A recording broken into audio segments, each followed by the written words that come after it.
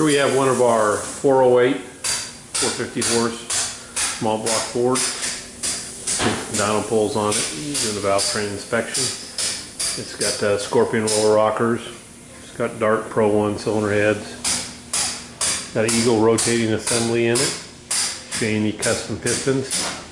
Tool steel rings. It's got a hydraulic roller camshaft, custom ground by Comp. It's got an Edelbrock Air gap on it. Quick Fuel SS 750. MSD Pro Billet distributor. This is going in a Cobra kit car for a manufacturer, Lonestar. We blacked it all out for them and stuff. March pulleys blacked out.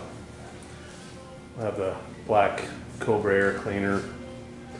It's also got the black Cobra valve covers there.